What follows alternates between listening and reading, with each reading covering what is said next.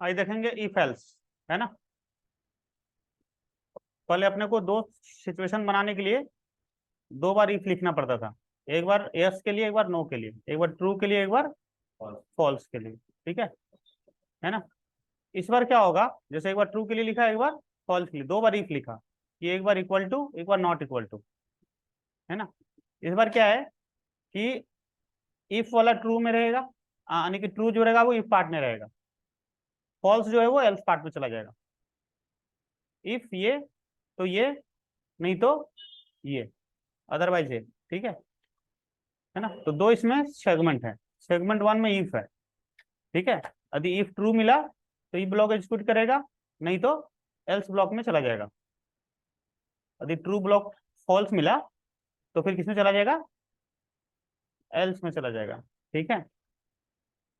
Syntax if, यहाँ Boolean डालेंगे, ठीक है। बुलियन यदि ट्रू हुआ तो अंदर आएगा, नहीं तो एल्स ब्लॉक में चला जाएगा, फॉल्स ब्लॉक में चला जाएगा। ठीक है। जैसे इफ फॉल्स, है ना, ये नहीं चलेगा, फिर ये चल जाएगा।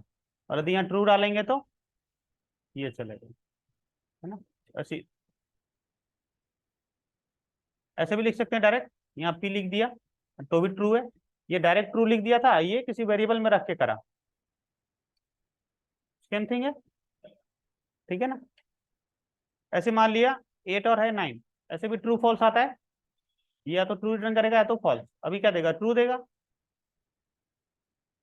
है ना। 8 क्या है, 9 से छोटा है ना, तो ट्रू आया ना पी में, ये चल जाएगा, नहीं तो एल्स वाला ब्लॉक चलेगा, फॉल्स वाला।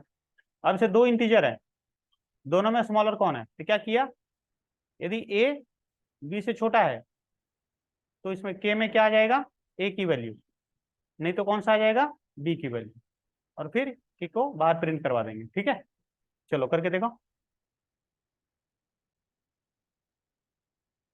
अब क्या करना है, रन टाइम इनपुट लेना है, प्लस ऐसे लिखा हुआ आना चाहिए कि ए इज स्मॉलर देन बी और बी इज स्मॉलर देन ए, ऐसे। ये टेम्पलेट वाला पढ़ा था ना, ऐसे करके देख।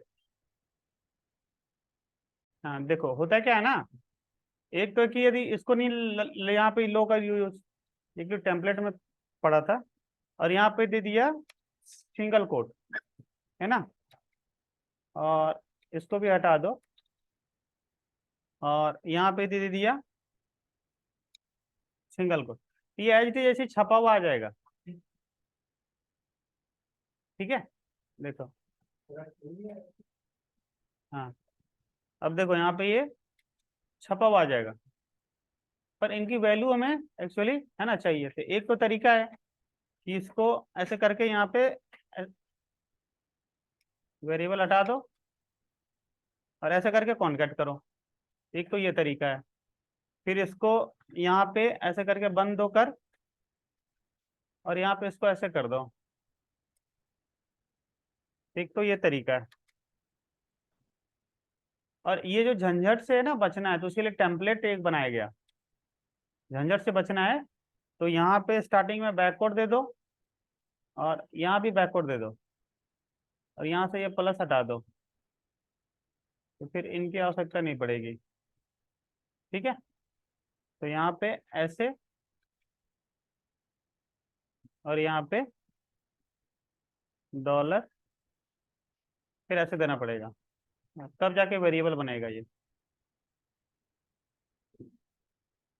डॉलर,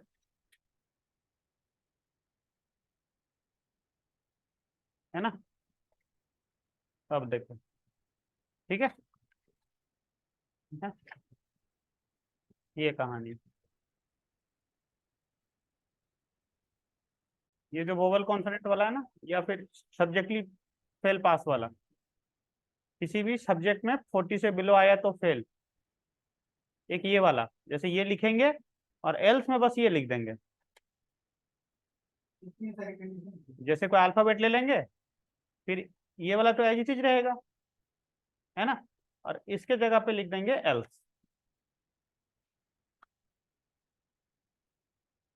समझ में आया? एक तो ये तरीका है, क्लियर है ये चीजें।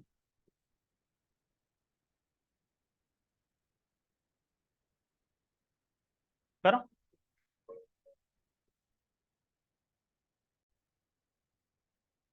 अभी क्वेश्चन बनाओ कि check सब्जेक्टली fail pass.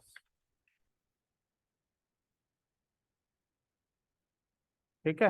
If math less than 60 और इंग्लिश लेस देन 60 और साइंस लेस देन 60 देन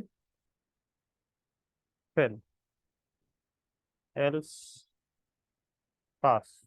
बनाओ। किसी एक सब्जेक्ट में भी यदि फेल होता है तो फेल।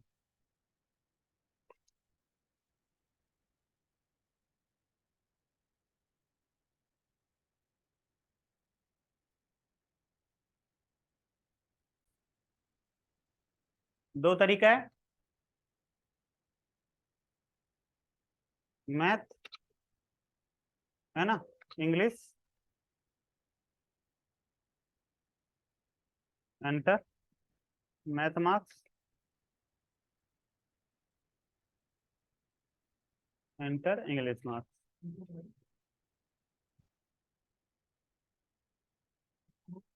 ठीक है।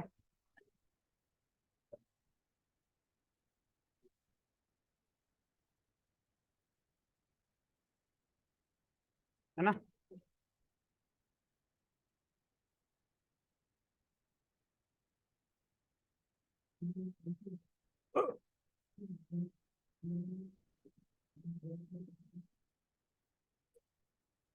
एंटर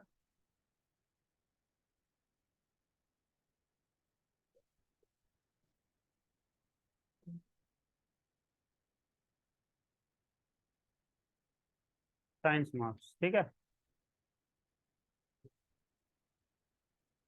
है ना।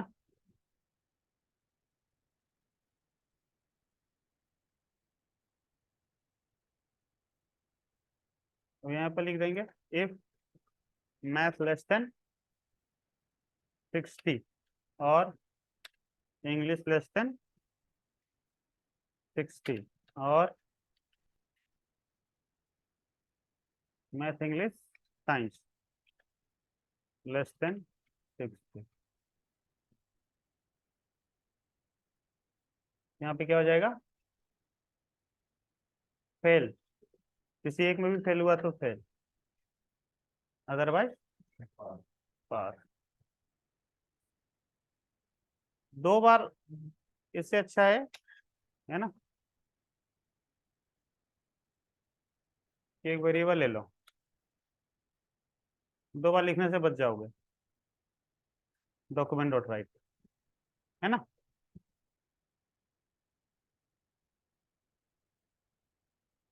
के इक्वल्स टू पास। ठीक है। हाँ।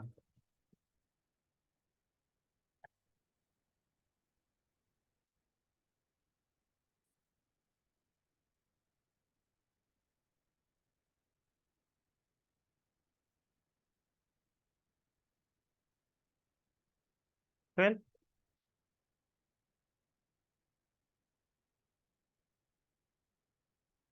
ठीक है। एक तो तरीका ये है,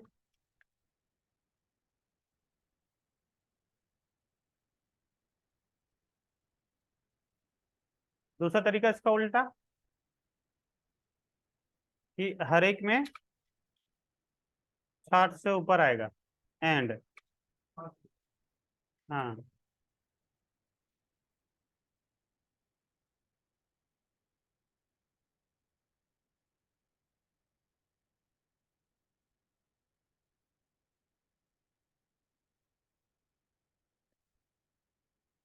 है ना। नहीं तो फिर बात बराबर है। बस दो अलग अलग तरीका है लिखने का। ठीक है। चलो लिख लो।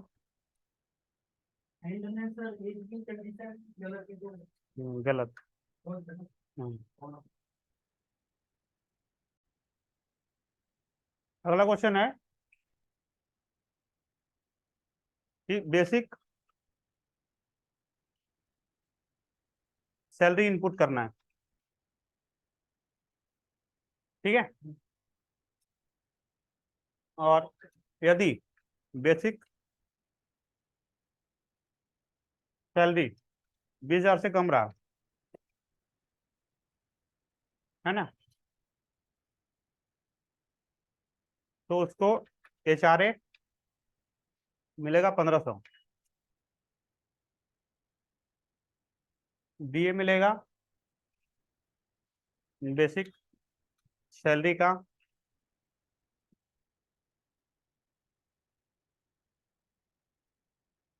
है ना 15%। ठीक है।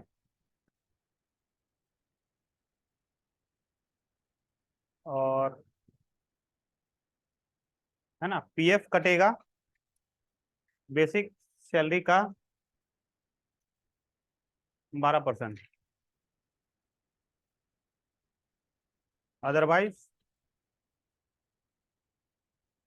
2-2% से बढ़ा दो, ऐसा करो 10% से बढ़ा दो,